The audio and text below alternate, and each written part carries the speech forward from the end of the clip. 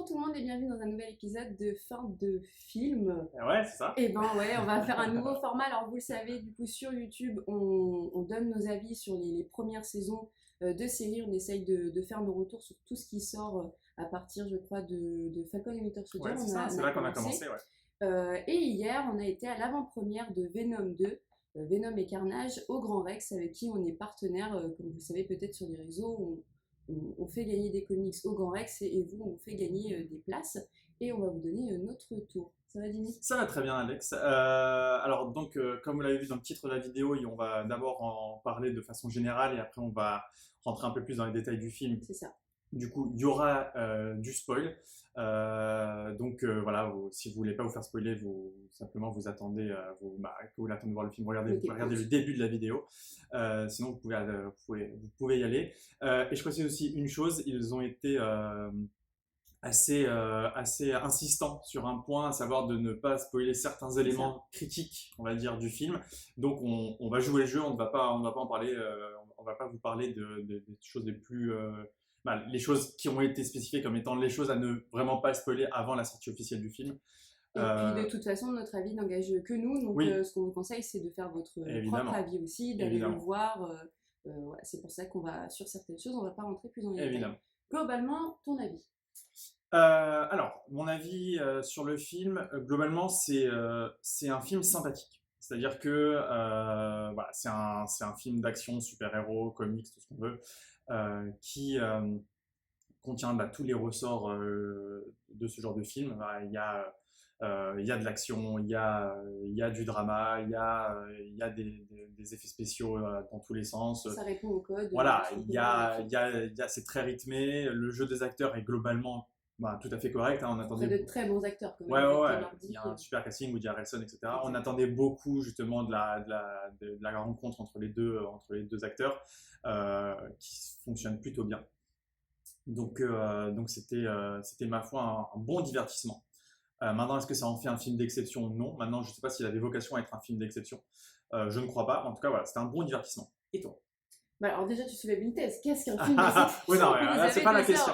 C'est pas la question aujourd'hui. Alors, je vais rebondir sur ton avis et un peu le compléter, si je peux dire. Oui, c'est un bon film. Par contre, c'est un film que vous ne verrez qu'une fois. En tout cas, que moi, je ne verrai qu'une fois, car on a vite fait le tour. Ça reprend un peu ce qu'on a pu voir dans le 1. C'est assez prévisible. On n'a pas de grandes surprises. Et pour moi, il y a un problème de traitement de symbiote. Où finalement, l'humain passe avant tout. Et c'est mal exploité, il manque pas mal de détails pour moi et ça reste pas un film qui va me marquer, notamment aussi sur les effets spéciaux. Des fois, c'est beaucoup trop, on en prend plein la vue et c'est pas dans le bon sens. Comme tu disais, je prends en off, il y a des impressions des fois de Transformers et c'est pas un compliment. Malgré le fait que l'image en tant que telle de Venom et de Carnage, surtout les plans de Carnage qui crie avec les dents, c'est assez impressionnant. Je vais le redire dans la vidéo, moi, le jour même, j'ai lu du coup Carnage. Absolute Carnage. Absolute Carnage, qui est vraiment un comics magnifique que vous pourrez retrouver ici. Et voilà, je vais essayer de comparer par rapport à ce que j'ai lu, par rapport à mon ressenti. C'était beaucoup moins bien, évidemment. Je conseille les comics et je suis restée sur ma faim. Je peux dire au final qu'en sortant, j'étais déçue, même si j'attendais pas grand-chose.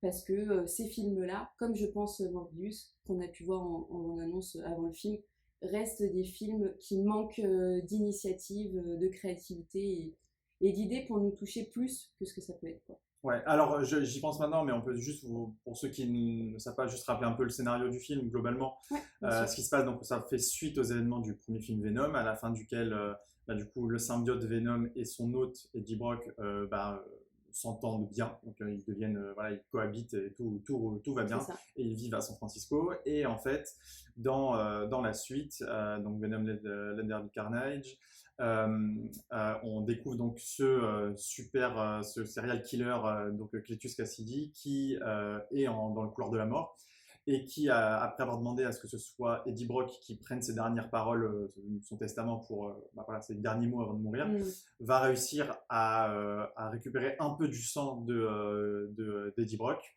et sans savoir que ça allait avoir des conséquences, et ceci va le transformer, va le doter d'un symbiote à son tour, qui sera donc Carnage.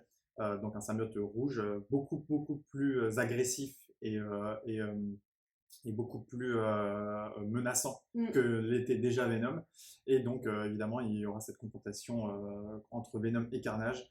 Carnage voulant être vraiment le seul symbiote Mm. en circulation, quoi, en quelque Mm. sorte, vraiment devenir tout puissant. Et donc, voilà, dans ce cadre-là, effectivement, c'était déjà des questions qui avaient été soulevées pendant quand il y avait les trailers, toute la partie de communication. C'était est-ce qu'on verrait simplement voilà, deux créatures en images de synthèse qui se mettent sur la tête ou quoi? Et en fait, on n'a pas eu que ça. Donc effectivement, Non. ces scènes-là, elles étaient attendues et elles étaient exactement comme on pouvait s'imaginer, voilà, avec la caméra Avec qui les bouge dans moyens tous qu'il les fallait, sens, etc. voilà, des explosions, ça monte, ça descend dans tous les Mm. sens, etc. Mais ils ont pris le risque, et moi je trouve que c'est toujours appréciable, ils ont pris le risque de faire qu'il y a beaucoup plus, il y a eu plus d'interaction entre Eddie Brock et Cletus Cassidy Mm. en version humain qu'en version symbiote. En Oui. version symbiote, ils se voient une ou deux fois maximum. Mm. Je crois même que c'est une fois. Je crois que c'est juste à la fin qu'ils sont vraiment face à face. Mais sinon, d'ailleurs, c'est ça, c'est juste une fois. Sinon, à chaque fois qu'ils se voient, c'est en humain.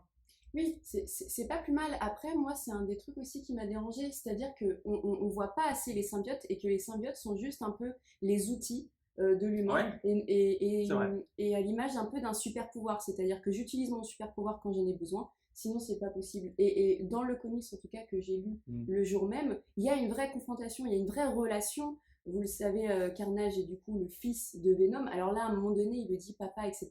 Mais il y avait plus de tension, et je pense il y avait une double tension à faire entre Cassidy et Eddie Brock, Eddie. ouais. Et finalement, enfin, c'est un peu bateau ce qui les relie, tu vois. Il n'y a Mm. pas vraiment de tension. La tension, elle aurait pu être portée sur Venom et sur Carnage, où là, il y avait un vrai objectif et quelque chose qui nous aurait pris aux tripes. Parce que justement, sur ces scènes-là, ça fonctionne, les combats sont beaux, il n'y a pas de souci.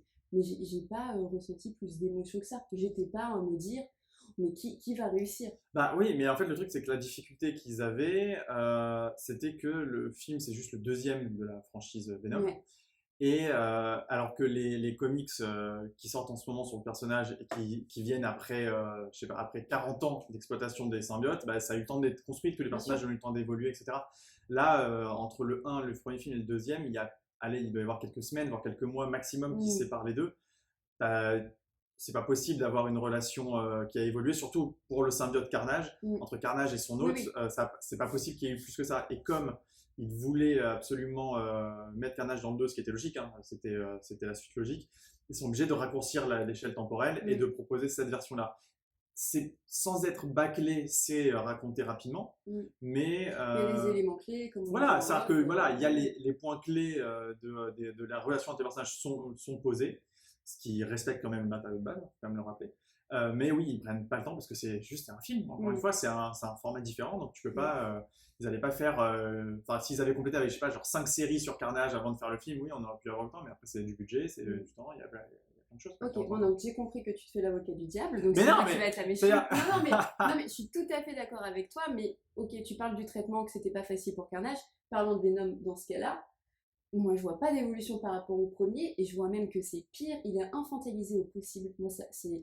Alors, ok, il y a une relation entre Eddie, pareil de ce que j'ai pu lire, ils communiquent entre eux, des fois il part sur d'autres corps, donc le fait qu'à un moment donné, dans le film, il se déplace parce qu'il boude Eddie, ça pareil, il boude, il a peur à un moment de Carnage, dans la boîte de nuit, bon, je savais que ça allait peut-être un moment tendu, alors c'était nul, c'était vraiment nul. Voilà, il y a des moments de gêne. On pourra en parler en détail de cette scène dans Voilà. la partie spoil Voilà, qui exactement, arrive. c'était Ouais, le terme. ouais. Il y a des moments de gêne Ouais. où je me dis, bon, ce que je veux dire, c'est que Venom n'est pas obligé à chaque fois d'être menaçant, d'être effrayant. L'aspect humain et l'aspect fraternel qu'il y a entre Eddie, ok, ça fonctionne bien, mais c'est too much. Ouais, alors effectivement, ça c'est un point, j'aurais du mal à le défendre. C'est vrai que la relation qu'il y a entre Eddie et son symbiote à la fin du premier film est exactement la même au début du second. Ouais. C'est-à-dire que on les retrouve vraiment dans l'état où ils sont, c'est-à-dire que, ok, ils s'entendent bien, mais bon, oh là là, c'est pas facile de vivre avec une créature qui a envie tout le temps de manger Sans des humains, blague. etc. Et c'est vrai que, bah voilà, toutes les gags qu'il y a autour de ça, de non, non, t'as pas le droit de manger les gens, voilà, c'était déjà vu, il n'y a pas de surprise. Petite question, est-ce que du coup dans les comics auparavant c'est vrai, le fait de manger du poulet et du chocolat ça va mieux? Alors, j'ai aucun souvenir que C'est dans les clair. comics, il arrive à calmer Venom en lui filant des sucreries D'accord. ou Bon. j'ai pas de souvenir. Alors après, peut-être que vous pourrez nous citer Mm. ça, C'est me peut-être une dire si, voilà, si on l'a proposition, déjà du vu dans les coup. comics, mais après, pourquoi pas. Effectivement, au bout il y a dans certains arcs narratifs, Venom devient tellement pote avec Eddie Brock qu'il devient bah, du coup plus ou moins humain. Il est résident de la Terre, il devient un terrien, donc Mm. il va avoir les mêmes petits plaisirs que les humains. Donc c'est pas étonnant enfin, c'est pas choquant qu'il aime le chocolat, tu vois. Mm. Par contre, Non. si on veut faire preuve de rigueur scientifique, entre du chocolat et un cerveau humain, c'est plus nourrissant un cerveau humain, aussi étrange que, enfin aussi glauque que ce soit. T'as essayé? Non, mais en termes d'apport énergétique, puisque C'est c'est vrai. un point clé dans le film aussi, c'est qu'il a besoin de force il a Oui. besoin de prendre des forces, quoi, tout simplement. Oui, oui. Entre manger du chocolat et manger un poulet ou manger du coup vraiment un cerveau humain, il y a plus à manger, quoi. Mm. Bref, voilà, mon avis général pour comme ça on puisse attaquer peut-être Ouais. la partie plus en détail, anti-spoil du coup. C'est que voilà, c'est un bon divertissement. Il est bien dans la continuité du premier. Il fait le taf. Mais ouais, c'est pas exceptionnel. Ouais. Bon, c'est parti. Parti spoil. Et ben go, partie spoil, c'est maintenant. Attends. Du coup, voilà, toi tu as mentionné 2 secondes, bah, je sais pas, on n'avait pas fait spécialement de plan, mais tu as évoqué cette scène de la boîte de nuit. Ouais. Donc juste, je vais poser le contexte et tu pourras nous Oui, dire bien ce que tu en sûr. fais. Donc, on est à un moment du film où Venom rentre en complet conflit avec Eddie Brock. Ils se disputent très violemment au point que Venom se barre. Donc il s'échappe, il quitte le corps d'Eddie après s'être battu dans leur appartement. Et pour s'échapper, bah, du coup, il va prendre un auto kiff dans la rue, quoi, une nana à scooter ou un mec à scooter, un truc comme ça. Mm. Il va se Et, déplacer comme et ça. voilà, et en fait, bon, voilà, c'est le même principe que dans les comics, c'est-à-dire que un symbiote peut aller sur n'importe qui, hein, c'est un parasite. Mais en fonction de la compatibilité avec l'autre, il peut rester plus ou moins longtemps. Donc effectivement, dès que l'autre commence à être malade, sur le point de mourir, il change de corps. Et au bout d'un moment, il arrive à trouver un corps à peu près stable et il se retrouve donc ça se passe, on rappelle, hein, ça se passe à San Francisco. Il se retrouve dans une sorte de soirée déguisée, genre soirée dans un club un peu, voilà. Et il se retrouve du coup, il en profite pour se mettre en Venom. Donc il est vraiment, il fait 2,50 m de haut, les muscles, machin, les dents. Sauf que comme il est entouré de gens déguisés vraiment en mode un peu carnaval ou un peu soirée Et que t'es Halloween, un peu bourré, à mon avis. voilà, et bah, tout le monde lui dit waouh, ton costume est trop cool et tout ça. Et donc à un moment, ça passe en mode de boîte de nuit. Et pour une raison étrange, il va sur scène, il prend le micro de la meuf qui chante. Et là, il fait un discours sur. Je veux qu'on m'accepte tel que oui, je suis parce que la personne avec qui j'étais. La personne avec qui je vis m'acceptait pas comme je suis, Voilà. mais maintenant je me sens libre. Soyez tous libres, vous êtes tous beaux comme vous êtes, machin. Et Non, les gens mais- l'applaudissent, etc. Donc du coup, maintenant que voilà, voici cette scène. Qu'est-ce qui t'a gêné dans cette scène? Bateau. Je vois pas. Non mais bon, je veux pas passer pour la fille qui n'aime rien. En plus, c'est pas ça. J'ai globalement des avis positifs. Non, ce qui est problématique, c'est comment c'est emmené. Il y a pas de souci au fait qu'il se rende compte que l'humain c'est beau, etc. Encore une fois, je le disais tout à l'heure, il est infantilisé, donc c'est un gros bébé qui prend la parole. Déjà, comment c'est emmené? Il n'y a pas de sens. Enfin, c'est complètement. On parle d'un symbiote là quand même. On est quand même sur un moment en plus dans le film un peu dramatique parce que on sait qu'il y a Carnage qui arrive. Et le problème c'est ça, c'est toute une idée de tension et d'équilibre sur ces tensions-là parce qu'on n'arrive pas, encore une fois, à être impliqué parce que l'autre il se met sur scène en train de faire wow, globalement. Hein, et ça fonctionne pas parce que c'est déjà ce qu'on a vu sur le premier film où Eddie et Venom c'est compliqué. Donc là, on me met 2 films pour comprendre que c'est compliqué, mais finalement on s'aime. C'est trop. C'est trop. C'est vrai. En fait, le truc, c'est que le premier film, il y avait beaucoup de gens qui l'avaient qualifié de film de buddy movie, donc un film de copains, voilà, donc un sous-genre des comédies américaines. Et là, c'est vrai que ce 2 a beaucoup d'éléments de comédie romantique, en fait. Ah oui, c'est vrai. C'est ça. Exact. Et alors après, c'est un mal, c'est bien ou c'est pas bien, peu importe. Mais c'est vrai qu'il y a, des fois, ça fait un peu cheveux sur la soupe quand tu as ce genre de scène. Alors que il y a d'autres éléments de comédie romantique qui, je trouve, alors, parlons de comédie romantique pour faire simple, qui fonctionnent plutôt bien. À savoir, moi, j'ai bien aimé la relation entre Cletus et sa copine d'enfance. Oui. Donc voilà, pour vous expliquer la copine d'enfance, donc le personnage qui s'appelle le nom de méchant est Shriek, qui est donc une personne qui a des super pouvoirs, donc qui est complètement tarée également, Oui. et qui a la capacité de pousser des cris, voilà, qui a un pouvoir dans la voix, donc qui pousse des cris supersoniques et qui peut voilà, exploser des murs ou tuer des gens. Et donc les deux personnages ont grandi ensemble dans un orphelinat. Dans lequel ils se soutenaient pendant que les autres gamins les tabassaient ou quoi. Eux, ils se défendaient et ils étaient vraiment très très liés. Donc, il y avait déjà une sorte de début de relation amoureuse. Plus tard, ils se sont perdus de vue. Elle a été enfermée dans un espace spécialement pensé pour les super vilains, ouais, Ravencroft, etc. Tandis voilà, donc, tandis que Cletus faisait sa vie de serial killer, elle a été capturée. Et donc, le tout premier truc que fait Cletus quand il récupère le symbiote Carnage, c'est qu'il passe un deal avec Carnage, lui disant tu veux buter Venom, pas de problème, mais avant ça, tu m'aides à sauver ma copine. Et il dit, bah, pas de problème. Et donc, il la sauve, et dans le but de se marier avec elle. Ouais. Et donc, tout ce truc-là du méchant qui résiste, on va dire, à ses pulsions meurtrières pour aller chercher l'amour de sa vie. Ça et fonctionne.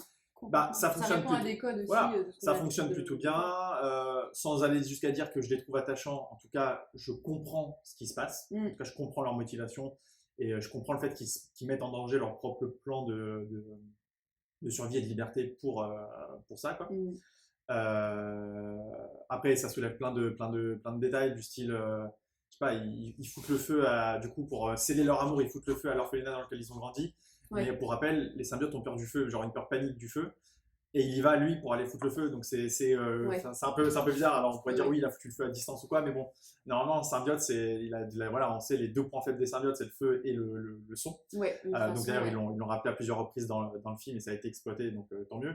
Mais voilà, il y a des petits éléments où on se dit, bon, d'accord. Et surtout, ça soulève une autre question, c'est qu'il se met en couple avec une femme dont le pouvoir est d'amplifier les sons, tout en portant un symbiote qui est insensible. Et évidemment qu'à la fin du film, ça va créer un problème, puisque le symbiote se rappelle qu'il a aidé à sauver une femme qui est son point faible, et du coup, il veut directement se séparer de... Oui. Mais bon, c'est un peu aussi ça dans le comics, c'est-à-dire que dans le comics, il s'appelle Maximum Carnage, du coup, un comics qui est sorti dans les années 80, si je dis pas de bêtises, et 90, je sais plus. Bah voilà, il y a effectivement Carnage qui s'associe avec ce personnage de Shriek pour semer le bazar, quoi. Donc oui, cette relation, elle fonctionne bien. Après, moi du coup, j'avais bien envie d'avoir ton avis sur un truc, c'est la relation entre Eddie et bah, du coup son ex-femme. Parce que son ex-femme a un rôle vachement important dans ce film-là. Ouais. Mais du coup, qu'est-ce que t'en as pensé? Est-ce que tu as trouvé que ça, je sais pas, est-ce que ça a apporté quelque chose à l'histoire? Est-ce que ça... Moi, je trouve qu'elle était un peu plus pertinente que dans le 1. Ouais. Un peu moins juste la femme victime qui est entre le combat entre Venom et Eddie, quoi. Je la trouvais plus pertinente parce qu'elle avait ce pouvoir de force avec Venom. Ouais. Le fait qu'elle pouvait discuter avec lui, ouais. ça faisait qu'elle était aussi dans la confidence et ça lui apportait un poids supplémentaire. Moi, son traitement, j'ai pas de soucis.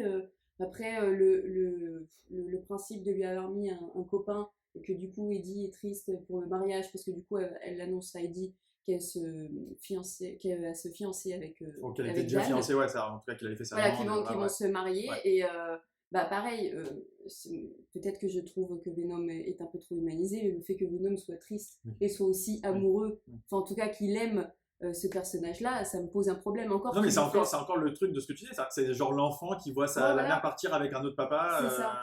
C'est bon que tu sois triste pour ton pote et que tu le soutiens, comme à un moment donné il a eu, ou la scène qui est décriée aussi, la scène de cuisine où il essaye de le réconforter. Ça, tu vois, j'ai pas eu de problème, bizarrement. non, mais c'était pas la scène la plus magnifique, mais voilà, tu sens qu'il est là pour son pote et que qu'est-ce qu'on fait quand on est triste on fait à manger. Voilà, on mange gras pour... donc ça, il n'y avait pas de souci. Bon, un petit truc aussi qui m'a dérangé, c'est quand elle essaye de ramener Venom à Eddie pour combattre Carnage dans la scène de supermarché, où du coup il rentre dans le corps de la dame qui tient la boutique, Madame Chen, et là elle le drague un peu en disant non mais tu sais par rapport à de mes yeux t'es le plus beau, t'es le plus sexy, donc tu vas y arriver.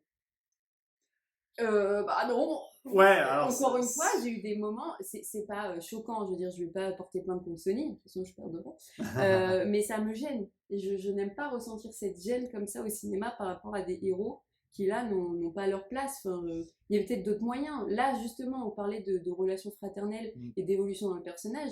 L'idée, c'était plutôt de dire, bon, là, Eddie, il va mourir. Ouais, j'embauche pas les fesses. Et Ouais. encore, pourquoi on n'a pas un peu plus de drama? En fait, il manque vraiment de la notion de drama dans ce film. En fait, c'est malheureusement, vraiment malheureusement, c'est le truc qui est symptomatique dans beaucoup trop de films de super-héros, c'est cette tendance à, on l'a souvent dit, hein, à désamorcer des scènes qui pourraient être tendues avec des blagues.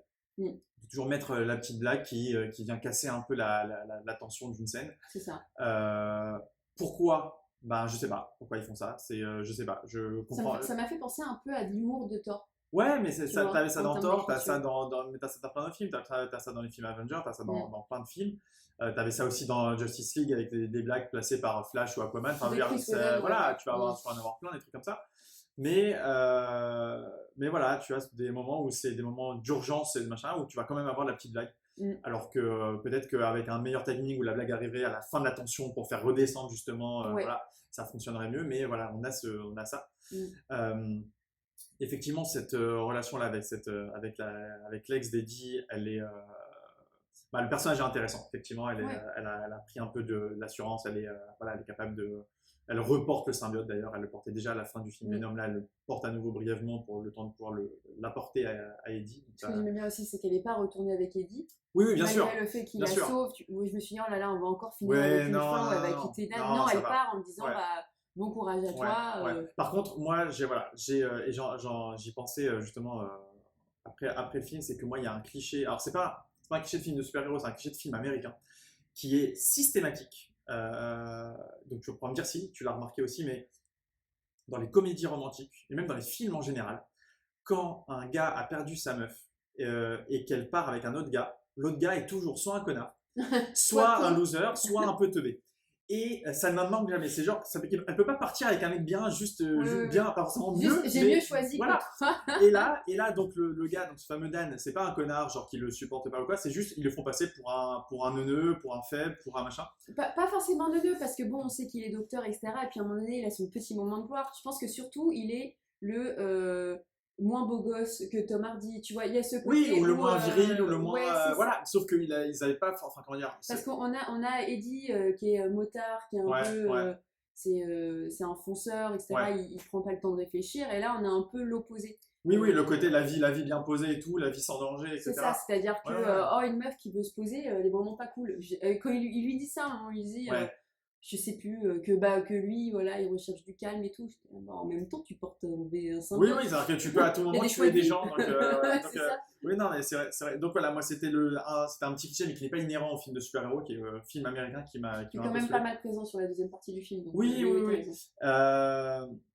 Mais effectivement, le gars a un vague moment de gloire quand il arrive à foutre le feu sur Carnage. Mais ça fait quasiment aucun effet, alors que ce moment, ça devrait le mettre à terre complètement. Mais bon.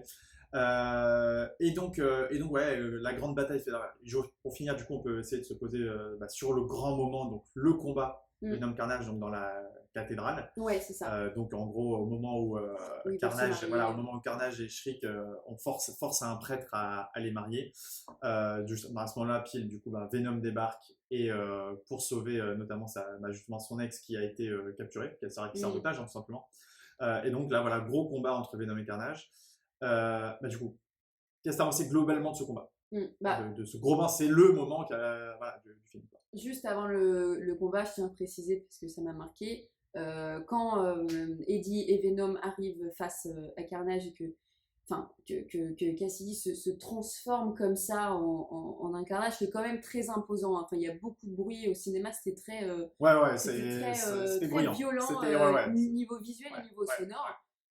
Venom, il flippe. J'ai eu cette impression de Hulk. Tu sais, la décadence de Hulk, où Hulk ne veut plus se montrer parce que Thanos est trop fort. Là, c'est pareil. C'est du copier-coller. Donc, Venom flippe.